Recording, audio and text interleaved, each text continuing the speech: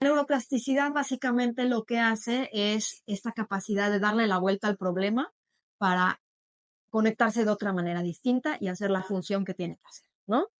Entonces, bueno, y aquí podríamos platicar un poquito de la máquina, ¿no? De la máquina esta que tenemos, que es una máquina nueva. Exacto, porque hasta ahorita ya vimos que sí se puede ver con una resonancia Exacto, magnética. se ve y parte, se ve ¿Se con le la pone resonancia magnética. algún Nada, pigmento? Nada. O sea, no. tú con una resonancia magnética ya te puedes dar cuenta si Resonancia hay o no. magnética funcional. Ah, ok, ya, resonancia magnética. A ti te mandan Funcional. una de estas y tú puedes saber si tienes déficit de atención. Exactamente.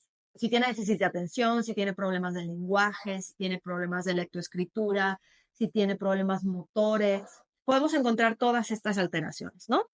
Y podemos darle el tratamiento conductual, el tratamiento con omega A ver, 3, podemos... ¿y esta resonancia magnética se pasa en cualquier lado? La resonancia magnética sí, la resonancia magnética funcional no la... Ya vimos que sí se pintan las carreteras con una máquina, ¿ok? Y entonces, vamos a hablar de Diva. Con la resonancia, exacto. Y luego desarrollamos una máquina que se llama Viva, que es una máquina que trabaja con magnetismo y radiofrecuencia. Es como una antena gigante de resonancia, por así decirlo, la antenita que le ponemos en la rodilla o en el cráneo. Esta es como una antena gigante de resonancia, que es así como muy fácil de entender o de visualizar así. Y lo que hace es que modulamos dentro de un rango de frecuencias, de radiofrecuencias, modulamos dependiendo del peso, la talla del paciente y lo que tenga. Y lo que hacemos es tratar de encender estas carreteras por medio de la radiofrecuencia. Todo en el cuerpo está vibrando, ¿no? Las células están vibrando a diferentes frecuencias, las del cerebro a una, las del hígado a otra, las del pulmón a otra. Todas las células se pueden tomar frecuencias diferentes, eso ya está documentado. Pero a veces estos chiquitos que no tienen estas frecuencias, digamos, a un nivel suficiente como para encender estos tractos o estas carreteras, es como si encontraras en la carretera un árbol tirado, entonces lo que hacemos con las frecuencias es pegarle al árbol, lo destruimos y entonces puede seguir avanzando, ¿no? Desintegrar el árbol. Entonces, Con frecuencias. con frecuencias, es frecuencia y electromagnetismo, ¿no? Entonces, bueno, este tratamiento que estamos usando ya desde hace un buen rato con pacientes con básicamente trastornos de neurodesarrollo, podemos activar o desactivar la frecuencia, ¿no? O sea, hacerla más rápida o hacerla más lenta. ¿Cuándo usamos la frecuencia más lenta? Cuando, por ejemplo, tenemos pacientes con tumores cerebrales, ¿no? Que no son operables porque están localizados en ciertas partes del cerebro donde no hay forma de operarlos porque se morirían los pacientes. Entonces bajamos la frecuencia y el tumor se hace más chiquito. No se cura y no desaparece, ¿no? Ahí es bien importante que lo sepan. Pero bueno, tenemos una sobrevida de 5 o 6 años de pacientes que les daban 2 meses de vida, ¿no? Uno de nuestros chiquitos, el primero que entró a la máquina, ya está terminando la carrera de derecho, ¿no? Ahí sigue con su pelotita de tumor en la cabeza, pero no ha crecido, está bien controlado. Es un niño además que hacía, bueno, ya no es niño, que hacía charrería, ¿no? Entonces, al principio su mano izquierda la tenía totalmente pegada y ahora se sube al caballo, hace sueltos con la riata, es impresionante. Wow. Entonces, cuando desactivamos también, cuando son niños con epilepsia, por ejemplo, ¿no?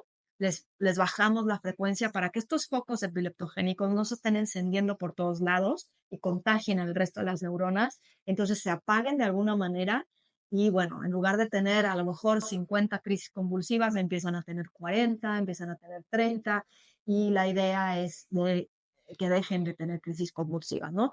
No todos los pacientes reaccionan igual, ¿no? Porque eso depende mucho de tu genética, Sí, de tu de tu capacidad. capacidad y de cómo Claro. reacciona cada organismo. Es como si tú te tomas una aspirina o un paracetamol. Y no hablo de la capacidad de échale ganas. No, O sea, no, no, es la capacidad de no, regeneración, exacto, de. exacto. Claro, claro. Entonces, entonces, desactivación lo hacemos en tumores, lo hacemos crisis convulsivas, lo hacemos en pacientes post-COVID que quedaron con mucha fibrosis pulmonar, les rompemos la fibrosis a diferentes grados, ¿no? O sea, pero han llegado pacientes que están saturando a 83, 84 y salen en 90, ¿no? Entonces hace una gran diferencia porque además les llega más sangre al cerebro, más oxígeno al cerebro y entonces están mejor y se sienten mejor en todos los ámbitos.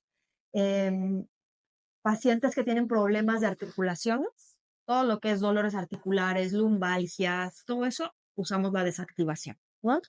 ¿Y cuándo usamos la activación? Pues cuando queremos acelerar esta frecuencia en las células en pacientes con déficit de atención, en pacientes con problemas de lenguaje, problemas motores, por ejemplo, chiquitos que no levantan el cuello, que no voltean, no fijan la mirada, espectacular, ¿no? O sea, nos ha ido muy, muy bien, afortunadamente.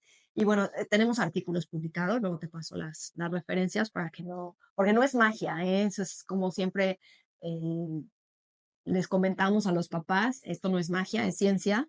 Y bueno, la capacidad de respuesta también depende mucho del paciente, pero está increíble poderles ofrecer otra opción más, ¿no? De todos estos trastornos que a veces el doctor Barragán me dice, ¿qué haces con la máquina que lleva 10 años en terapia y no avanzaba? Y Me sigue arrastrando. O sea, yo sí de repente digo, o sea, ¿para qué hago esto? vean qué pedazo de mujer y se O siente sea, más suficiente. no, a ver, me pasa. Yo tengo depresión.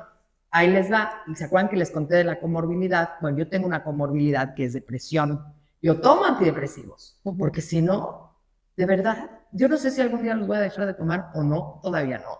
Porque de verdad estoy en un periodo en donde digo de repente, pues es que a la gente no le importa, ¿no? O sea, de repente digo, pues es que no les gustó lo que dije, pero es increíble lo que está pasando, ¿no? Y suene una de esas, no, la apatía de los demás, el qué dirán, todas las creencias que me metieron, todas las cosas que yo viví, todo este sentimiento de, o sea, a mí cuando me dicen, es que entiende, hace cuenta que me ponen, que me dicen, abre los ojos y te voy a poner chile. Es terrible. Cada vez que le dicen a un niño, es que no es posible que no entiendas que 1 más 1 es 2. A ver, es que sí, 1 más 1 es 2, 1 más 1 es 2. A ver, entonces tengo una manzana y otra manzana, ¿cuántas manzanas tengo? 3. O sea, eso es déficit de atención. O sea, Claro. no son conexiones. Claro, eso, exacto, pero aquí como que hay que diferenciar toda esta parte de emociones que también está involucrada en el déficit de atención y que antes se pensaba que no, pero que sí está.